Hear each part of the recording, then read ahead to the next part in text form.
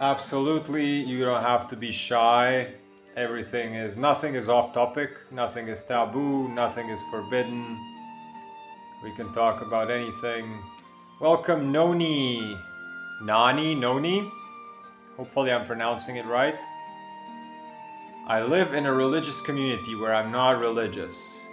Do you have any suggestions of how to bolster oneself in such an environment? No knee. Nice. I love the way that you explained how to pronounce it. I hope you did not get the name because of the thing that you just said. I hope yours are all right. I hope you are yes knee, both of them. Because we need them. They're one of the most important parts of your life.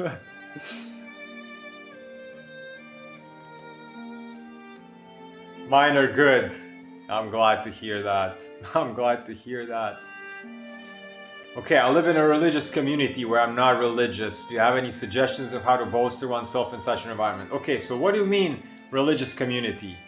Do you mean like your whole family is very religious, your circle of friends, your business place where you go to work, your like what does community constitute in this sense?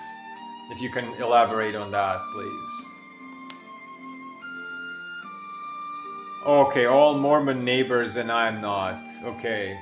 Okay, so how often do you have to interact with them? How often, how involved are they in your life? Let me know. Not very. Okay. So, okay, then give me examples where you would need to bolster yourself. Give me specific examples that I feel judged. Okay. Okay. Well, judge them back.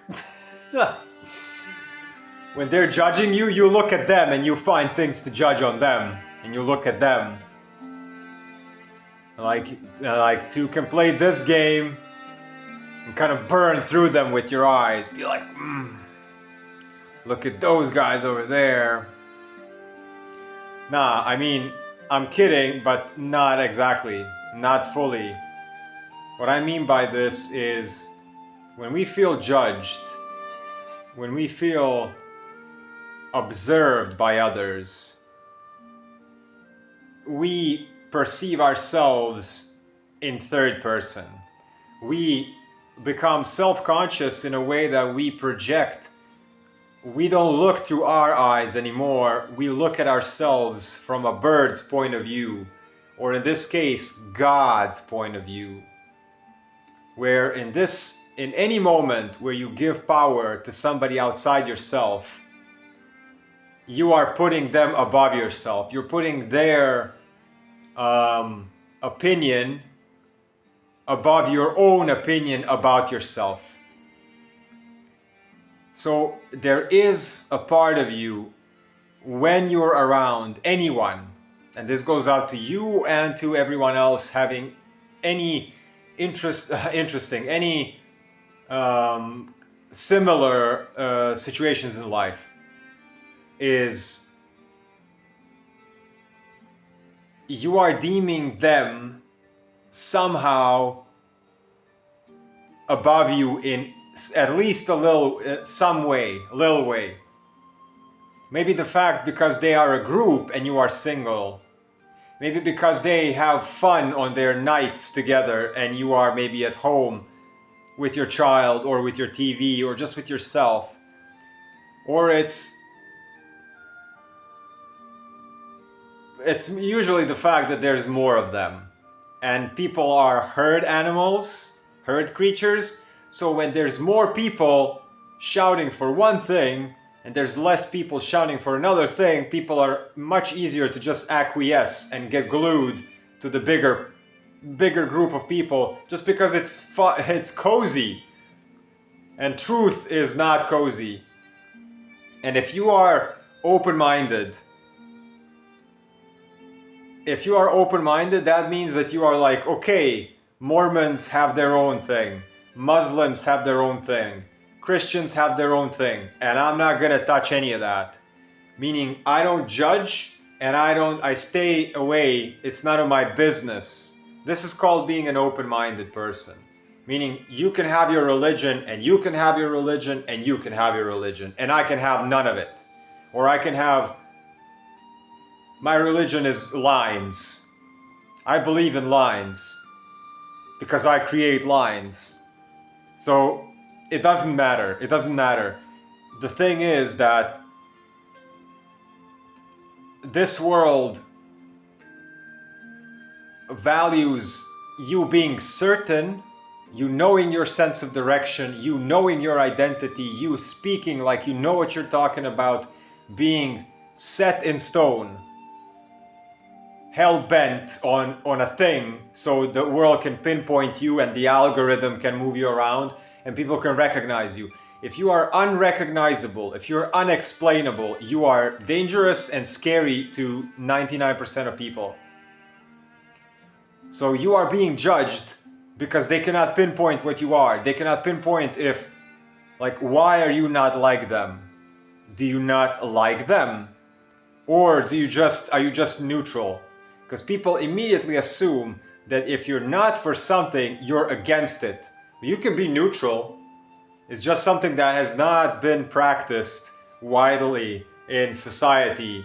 You gotta be this or that. You can't be turtle flowing through anything and just not giving a damn.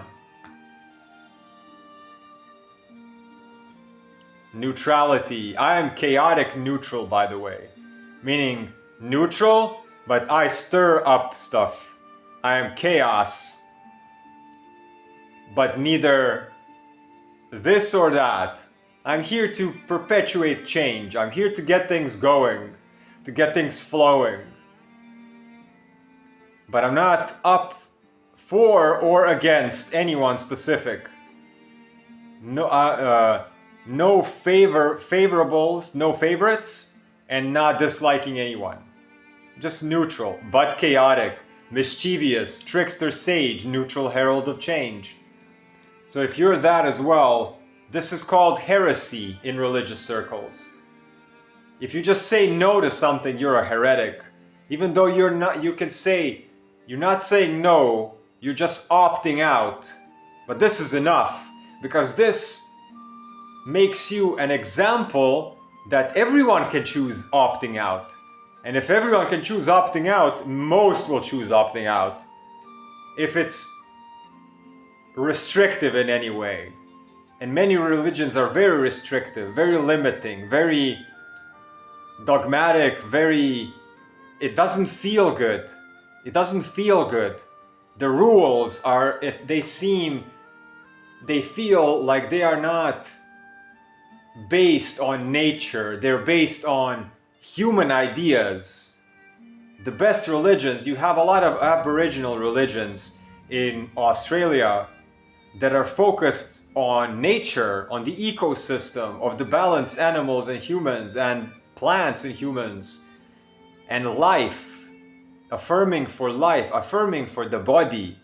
So many religions are affirming for your own sexual energy, and very big amount of religions are shameful about sexual energy. Everything is how you use it. Nothing, like, everything is human. And it's not good or bad in a sense of everything is how you use it. You can be a fiery nature archetype, and that fire can go towards destruction or it can go towards creation. In creativity, it is vision. It is vision. It is protection. It is nurturing of the young, of the helpless, those who need service. It's service.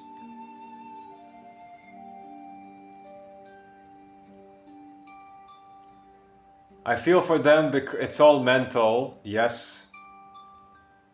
Because they live hypocrisy. I used to be one of them. I woke up to on my... That is the thing. When you are part of a group and you choose not to be anymore, they're gonna hate you. They're gonna hate your guts. And this goes for your family, This goes for your friend group, this goes for your business, this goes for any place where you are a part of, and then you evolved beyond it. You found loopholes, you found reasons why you feel on edge all the time, you found freedom, and you are brave to go outside of it. And you are triggering everyone that stayed because they are not brave as you are.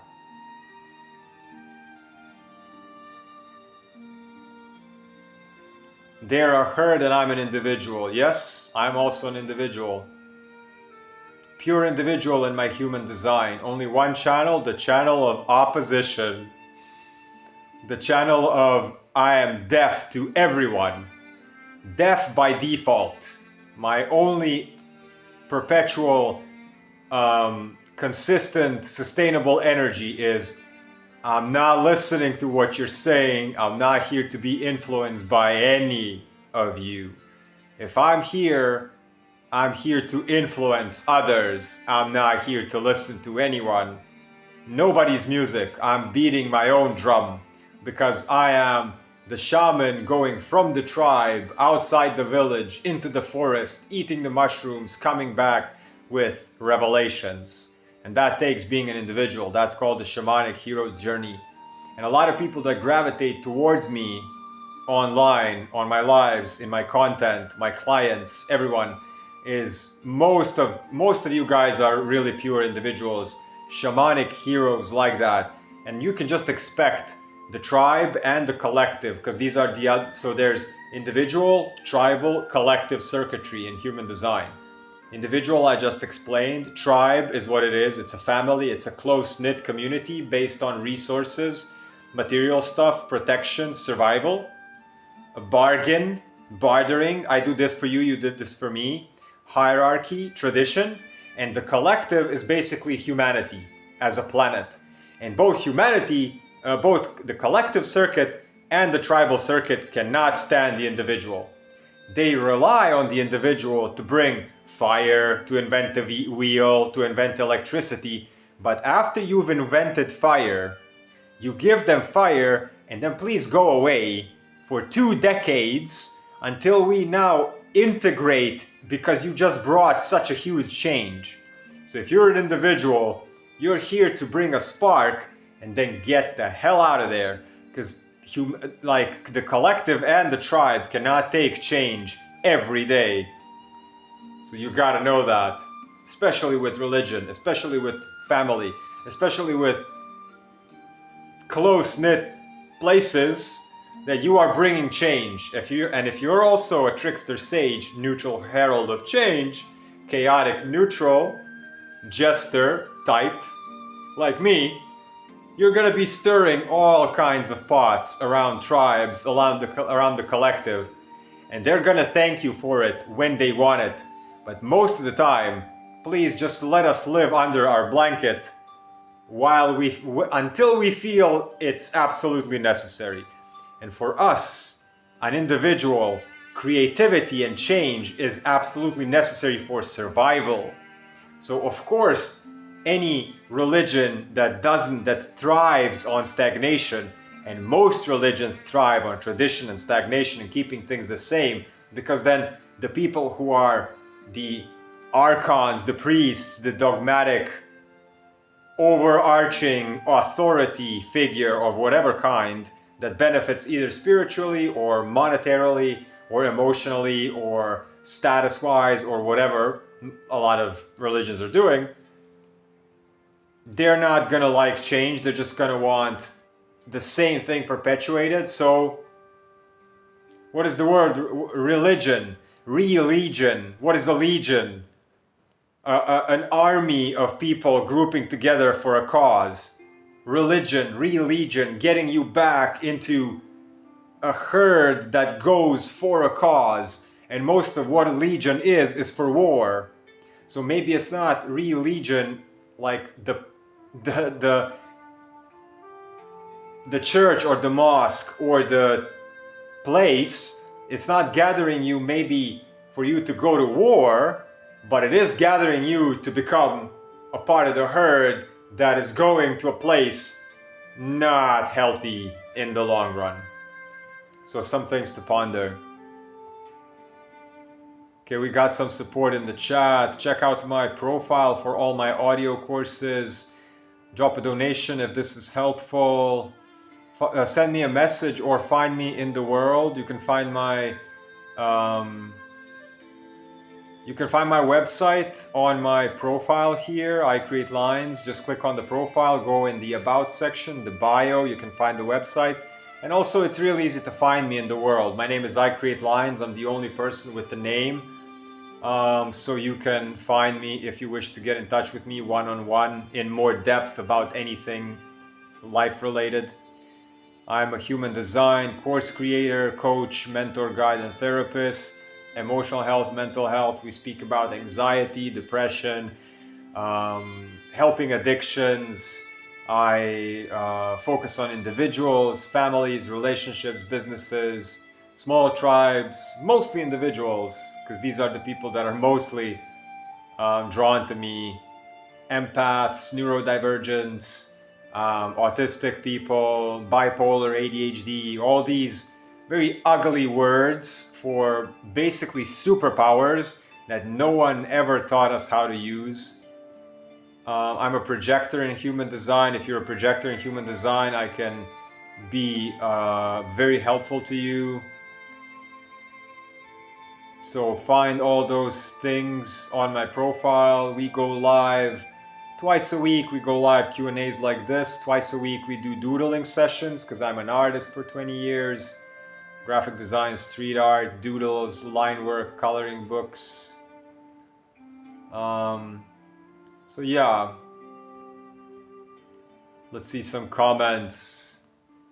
And any further questions, we can follow up on this conversation, or you can start something completely different. Completely different. I love this question. This has been a dope question. Thank you for this. Thank you for being honest. I totally believe in neutrality. I'm sure that I am love. You are definitely right. I'm unaffiliated. You are unexplainable, is what you are, and that is scary. Keep yourself unexplainable, because then you're fresh. Every moment you are fresh. Thank you for sharing your thoughts. I feel supported.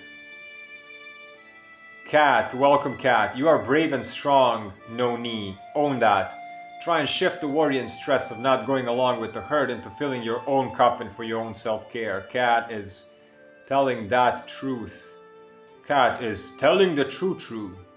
I can't imagine this is gonna be easy, but I think that the space left from your previous community can leave space open for new energy and people. Kat, you speak at the true. My heart is with you. My ex-husband left Jehovah's Witnesses. It was heartbreaking to watch him have to go through it, but he got through it. Powerful. Powerful, Kat. I'm definitely a jester. Thank you, I. Thank you, No Knee, for the donation. Thank you. Let's switch up the music a little bit. This has been fantasy medieval music. Okay, let's go from medieval to Japanese Zen.